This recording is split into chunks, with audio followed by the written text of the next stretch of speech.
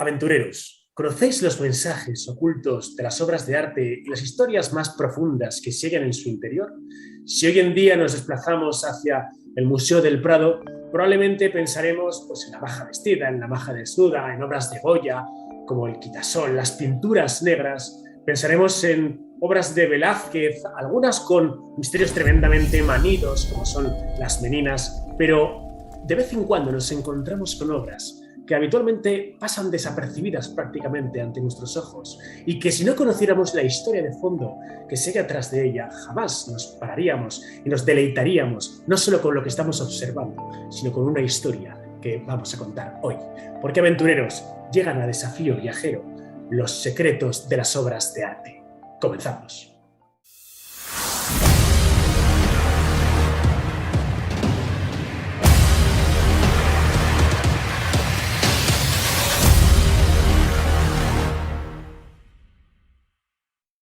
Agustín Sánchez Vidal, bienvenido a Desafío Viajero. ¿Qué tal? ¿Cómo va eso? Bien hallado, Luis. Muy bien hallado. Bien. Estoy encantado con que este libro finalmente ha visto la luz, porque es un libro muy personal, es decir, que no es una visión del Prado como la pueda dar una guía que te sitúa en tierra de nadie. Esto es una visión completamente personalizada, que es fruto de un trato muy familiar con todos los cuadros que hay ahí, de un trato de casi un cuarto de siglo, y eso es lo que yo quería transmitir. Bueno, Agustín, profesor catedrático de cine, experto en literatura, en arte, que acaba de publicar La vida secreta de los cuadros. Y es que nos vamos a dar una vuelta por el Museo del Prado tratando de acercarnos a esos cuadros que a lo mejor pues, no son tan típicos, ¿no? O sea, yo a lo mejor cuando me he leído tu libro, Agustín, pensaba pues que íbamos a hablar, pues, yo qué sé, de los cuadros típicos de Goya, los cuadros típicos de Velázquez, o el Jardín de las Delicias. Y no nos hablas de esos tan míticos, ¿no? Sino que te vas a otros que a lo mejor pasan un poco inadvertidos para el visitante del Museo del Prado, ¿no? Es que lo que podríamos llamar los grandes éxitos del Museo del Prado no es que no sean interesantes, no es que no merezcan toda la atención, es que hay una cosa que se llama el síndrome de fatiga de las meninas, que la expresión la utilizan los propios especialistas de Velázquez, que ellos mismos, los especialistas en Velázquez, cuando ven otro artículo más sobre las meninas, otra interpretación más sobre las meninas, salen corriendo para el otro lado. Entonces no se trata de insistir siempre en lo mismo. Se trata de que incluso cuando hablas de esos cuadros, como puede ser el caso de las Meninas, hables de un aspecto del que no suele hablarse demasiado porque está escondido, está ahí al fondo, y hablar de otra serie de cuadros que a veces incluso son de pequeño formato, son bodegones, no son esos grandes cuadros de historia, que también se habla de ellos, las lanzas de Velázquez, por ejemplo, que es un lienzo enorme, el más grande que nos ha quedado de Velázquez. Entonces, yo lo que trato es decir, todos estos grandes éxitos existen, naturalmente, que si alguien va al Prado debe ver el Jardín de las Delicias, debe ver las pinturas negras de Goya y la maja desnuda y la maja vestida, naturalmente que lo debe ver, y debe ver a Velázquez y debe ver las Meninas, etcétera, etcétera, etcétera. Pero también hay que fijarse en todo esto. ¿Por qué? Porque incluso las ausencias, aquello que debería haber y que no hay, son significativas. A veces incluso lo son más que las presencias. Y hay cosas que uno las da como completamente naturales y que sin embargo son una anomalía. Por ejemplo, ¿por qué hay tantas Inmaculadas Concepciones en el Museo del Prado? Es el museo del mundo que más Inmaculadas Concepciones tiene. Creo que tiene 27 o por ahí. Solo de Murillo, en la estampita que todos hemos visto, hay 3. Eso es lo que a mí me interesa. No dar por sentado lo que, a pesar de que nosotros creamos que es muy natural, no es tan natural, es una cosa específica de España, lo de la Inmaculada Concepción, ¿no? Y luego, cosas que a nosotros nos parecen anómalas, quizá no lo eran tanto si se tienen en cuenta las circunstancias de aquella época en las que se pintaron. Por ahí va un poco este libro. Transitar esa parte de los cuadros que a veces no tiene los subrayados en los lugares adecuados. Bueno, hablas de la Inmaculada Concepción. Yo ahora que resido en Valencia, pues aquí tenemos una Inmaculada Concepción de Juan de Juanes en la iglesia de la Compañía de Jesús, que tiene también una historia brutal, ¿no? Porque cuando te encuentras delante de esa Inmaculada Concepción y te enteras de la historia, ves que Juan de Juanes está pintándola y en el momento en que está a punto de pintar ese lienzo de casi 3 metros, subido a un andamio, el andamio vence, cae Juan de Juanes y en ese momento la Inmaculada Concepción le agarra con el brazo y le sube para arriba. Desde ese instante las pinturas de Juan de Juanes tienen vida, ¿no? Menudo leitmotiv publicitario tan bueno. Pero cuando en tu obra nos hablas de la Virgen, por ejemplo, un asunto que yo creo que a todos nos llamaría muchísimo la atención es, ¿hubo una conspiración católica en los símbolos o en la bandera de la Unión Europea relacionadas con la Virgen María? Eso es lo que pensaron algunos. Es decir, la Inmaculada Concepción era un emblema católico. Es decir, porque en la cultura protestante no hay este culto que tenemos nosotros, que ahora ya no me acuerdo cuántas hay, pero ¿cuántas vírgenes hay en España? Es decir, además, fíjate, la Virgen del Pilar es un caso de una ciudad y de una región, como es el caso de Aragón, pero que también es la patrona de España y también es la patrona de la hispanidad, en las que todo esto emana justamente de esta mariología, es decir, hay un auténtico culto a la Virgen María. Entonces esto, que a los protestantes le parece que en realidad incurre en idolatría, porque esas no son formas de tratar a la divinidad, son más distantes, no tienen ese tipo de cultura mediterránea que tenemos nosotros. Entonces eso, en un momento determinado, cuando se tiene que elegir la bandera europea, hay un comité que dice, bueno, tenemos que hacer una bandera en la que se sienta cómoda gente con unas sensibilidades muy distintas. Y entonces se hacen una serie de propuestas, algunas realmente muy interesantes y por gente muy ilustre. Por ejemplo, Salvador de Madariaga hace una de las propuestas, pero la que triunfa es la de un pintor de domingo, un aficionado que trabajaba en la Comisión Europea, que no era un artista profesional, ni mucho menos, que dice, pues yo creo que lo mejor es distribuir una serie de estrellas, igual que las horas de un reloj, sobre fondo azul, que es el color preferido de los europeos. Y este hombre, cuando ya esta bandera ha sido admitida por toda la Unión Europea, ya cuando va a morir, confiesa que él es un ferviente devoto de la Inmaculada Concepción y que se inspiró para hacer eso en la Inmaculada Concepción. Entonces, los países protestantes dicen, claro, ya nos olíamos nosotros que la bandera europea era una revancha, una conspiración de los países del sur, de los países católicos, contra los países del norte, los países protestantes. Y entonces, esa historia ha quedado y hay gente que considera que efectivamente la bandera europea es una especie de emblema de la Inmaculada Concepción y por lo tanto una imposición de los países católicos del sur. ¿Y las 12... Esa historia es cierta, ¿eh? Ajá. ¿Y las 12 estrellas qué significarían?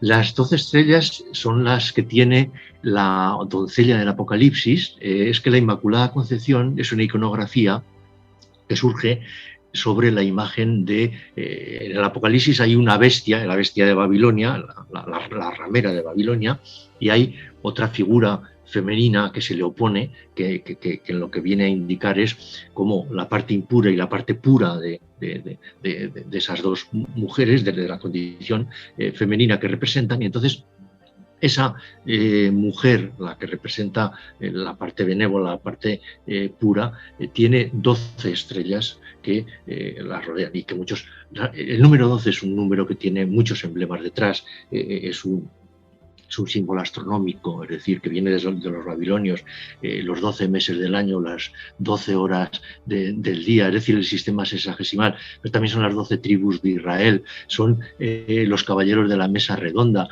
El número 12 es un número que tiene unas ciertas connotaciones cabalísticas y que en este caso vienen directamente del Apocalipsis de San Juan.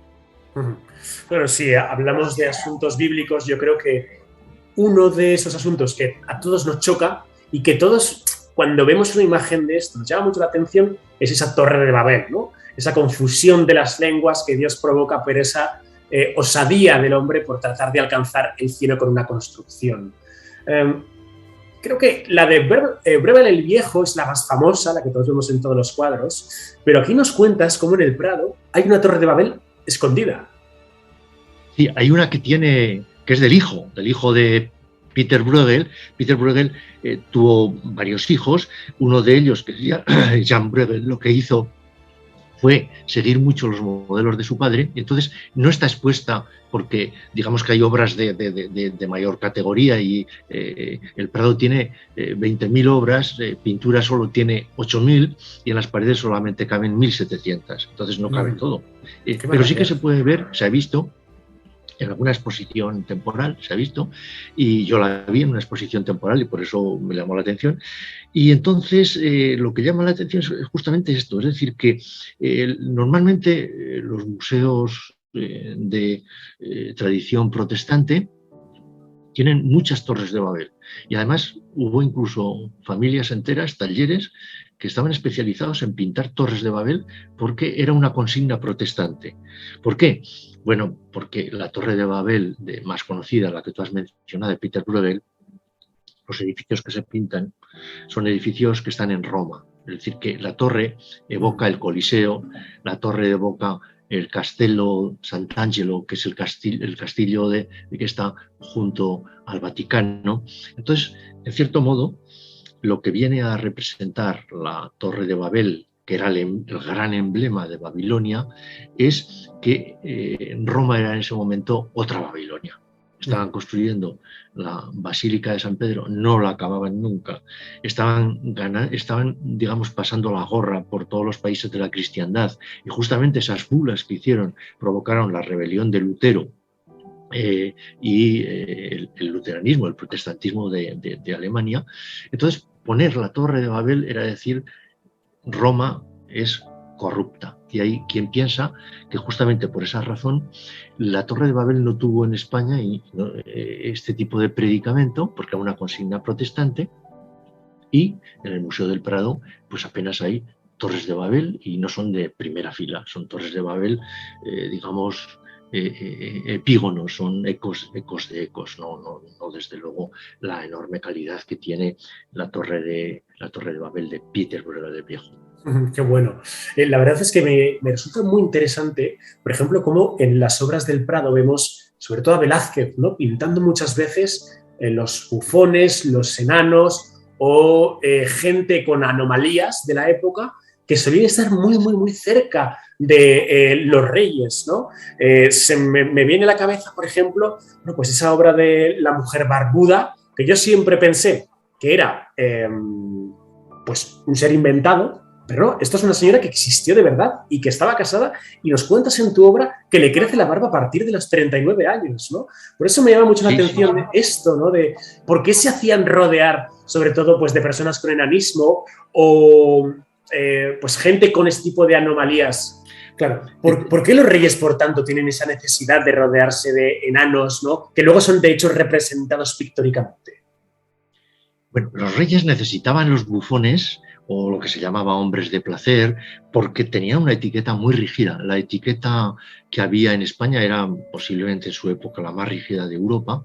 Entonces, claro, los pobres reyes, cuando estaban en público, en ceremonias oficiales, tenían que estar prácticamente como estatuas y necesitaban relajarse. Entonces necesitaban, mientras comían, mientras no estaban en un acto oficial, necesitaban, pues, los pobres compensar este tipo de vida casi de estatuaria que llevaban. Buscaban gente muy diferente porque había de todo, es decir, los enanos no solamente eran algo característico de España, era característico de todos los lados, tú ves todos los cuadros de todos los sitios y tienen enanos. Lo que es excepcional es que hubiera un pintor de la talla de Velázquez que los pintara con tanta sensibilidad. Y yo creo que esto es lo que nos da la verdadera envergadura humana de Velázquez, que en ocasiones, y lo sabemos por el análisis de los lienzos, pintaba a los reyes y a los enanos con el mismo lote de lienzo y en las mismas jornadas los pintaba sin hacer distinciones de unos y de otros. Y parece ser, te lo digo parece ser porque la tumba de Velázquez no se logra encontrar, que Velázquez fue enterrado en el mismo sitio que los enanos, porque se han encontrado restos de personas que tenían las mismas características físicas de los que él retrató, de manera que Velázquez, incluso más allá de esta vida, acompañó a sus criaturas, en este caso sus criaturas pintadas, por más allá de lo que fue su vida palaciega. Desde luego que Velázquez es el pintor favorito para tantísimos, ¿no?, de los que amamos el arte. Claro, yo siempre tengo ahí esa lucha interna, Goya o Velázquez, ¿no? Aunque mi corazón quiere que me guste Goya, pero yo reconozco que Velázquez me fascina, ¿no? Y más cuando he descubierto curiosidades de las obras de Velázquez que antes no conocía, porque sí que había oído hablar de si las meninas era un amuleto astrológico en favor del rey, que las distintas cabezas de las meninas con la infanta Margarita simbolizaría la constelación de Margarita Coronae, ¿no? Pero tú nos cuentas algo que yo desconocía totalmente, y es que hay mitología en el propio cuadro de las meninas de Velázquez. Es decir, encontramos al mismísimo rey Midas, el que todo lo que tocaba se convertía en oro, en las meninas.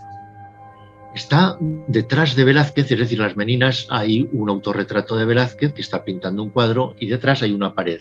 Es una pared que está en penumbra, por lo tanto no se ve bien. Y hay dos cuadros, hay un contraluz y hay dos cuadros en la pared, en la penumbra, en el que uno de ellos cuenta la historia del rey Midas. Y el rey Midas, que todos sabemos que ha pasado a lo que es, digamos, en los coloquialismos, porque todo lo que tocaba se convertía en oro y se dice, pues Steven Spielberg es el rey Midas de tal o lo que sea, ¿no? Sí, sí, sí. Claro, la historia es más complicada porque eso fue también una maldición. Tocó a una de sus hijas y la convirtió en una estatua de oro cuando la fue a abrazar.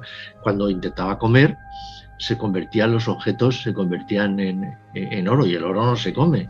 Entonces, lo que cuenta Velázquez es todo el desarrollo de la historia en el que al final esa fábula lo que viene a decir es que no es lo más importante la materia prima, incluso aunque sea tan valiosa como el oro. Lo importante es la forma que le da el artista. Por lo tanto, no es la materia, no es la mano, no es la parte, digamos, puramente material, es la parte conceptual, la parte intelectual lo que cuenta. Y por lo tanto está reivindicando él no como un simple criado, sino como alguien con unas capacidades creadoras y con unas capacidades intelectuales superiores, que es la que él quiere atribuir a su oficio de pintor. Qué interesante es meternos pues, en esos mensajes ocultos ahí, encriptados en el arte, ¿no? Que muchas veces simplemente apreciamos el arte por ver, bueno, pues una obra bonita que nos llama la atención, que nos evoca algo, pero cuando conocemos la historia, conocemos el mensaje auténtico que nos quería dar el autor, la manera en la que miras ese cuadro cambia totalmente de percepción, ¿no? Yo, si pudiese dar un consejo a la gente que nos está viendo, es cómo aislarnos en un museo, cómo estar delante de las meninas y tratar de conectar con estos mensajes que tú nos das, ¿no? Cuando tienes a los chinos al lado haciendo fotos y un montón de gente y los niños y tal, yo diría, ve al Museo del Prado con unos auriculares y una música que te evoque tranquilidad y que comulgue con el cuadro. Ya verás cómo la percepción es totalmente distinta y conectarás mucho más con ello, ¿no? Y desde luego que, bueno, probablemente sea las meninas la obra más famosa de Velázquez, pero también entras de lleno en las lanzas. Y yo no sabía que en las lanzas se han encontrado correcciones del propio Velázquez en los personajes, ¿no? Y que en las mismas lanzas tenemos autorretratado al propio Velázquez que mira al público casi de manera cómplice. Velázquez, hay que decir que no corregía demasiado, pintaba muchas veces lo que se llama a la prima, es decir, pintaba a la brava, incluso a veces directamente sobre el lienzo. Pero es que hay una circunstancia importante, que es que en las meninas, a la izquierda está el general, que es Nassau, está entregando las llaves, y a la derecha está Spínola, que era un genovés, que era el general que trabajaba en ese momento, trabajaba entre comillas, porque era un señor de la guerra para España. En las lanzas, ¿no? En la rendición de Brera. En las lanzas. A la derecha, el que está recogiendo, el vencedor, que está recogiendo la llave, se llama Ambrosio de Spínola. Y Velázquez hizo el viaje desde Barcelona hasta Génova, cuando se retiraba ya de la vida pública Spínola, y seguramente tomó apuntes del natural y habló con él. Entonces, ese retrato, el de Spínola, está lleno de vida porque sin duda que habían compartido una travesía, y Velázquez quiso que quedara recogido de la manera adecuada, en una posición muy precisa, y es lo que más retoques tiene.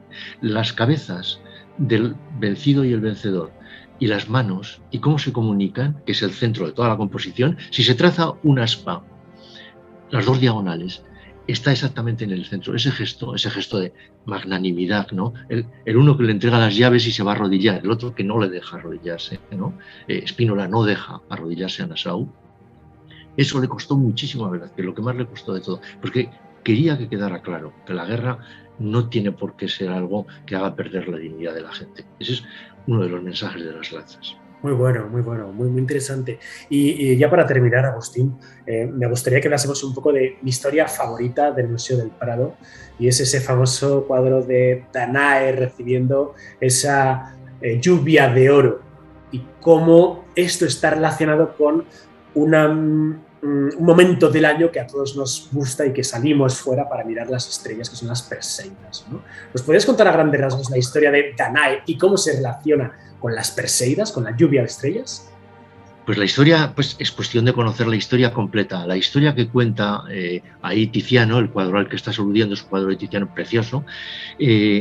Resulta que Danae era hija del rey Argos, y un oráculo le había dicho a Argos que un nieto, es decir, un hijo de su hija, Danae, lo mataría para usurparle el trono. Entonces encerró a Danae en una torre inaccesible para que no pudiera tener descendencia. Pero Júpiter se apareció en forma de lluvia de oro y la fecundó. Y de ahí nació Perseo.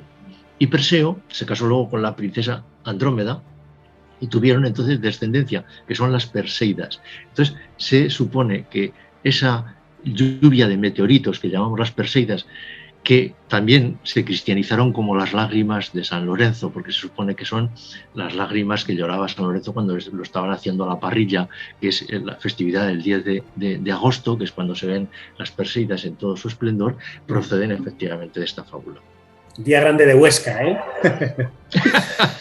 Oye, bueno, sí, indudable, Huesca y el monasterio del Escorial, de manera que tiene mucho recorrido la historia, es decir, todo tiene detrás, como ves, unas connotaciones sumamente significativas, ¿no? Bueno, terminamos con la pregunta clásica de Desafío Viajero. Agustín, si pudieras cenar con 3 personajes históricos, ¿a quién meterías en esa cena? 3 personajes históricos. Te voy a decir, del Museo del Prado, para mí estarían, pero vamos, sin género de dudas, te diría que están los que has citado, probablemente Velázquez y Goya, pero añadiría otro que me fascina, que tiene un autorretrato maravilloso, que es Alberto Durero. El autorretrato de Alberto Durero del Prado sería el tercer personaje invitado. Interesantísima cena.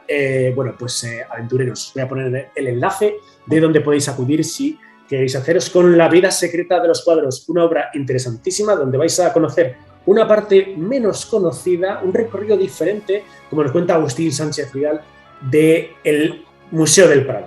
Una ruta, desde luego, llena de mensajes ocultos, de claves y de curiosidades. Pues nada, Agustín, muchísimas gracias por haber estado en Desafío Viajero y nos vemos en la próxima.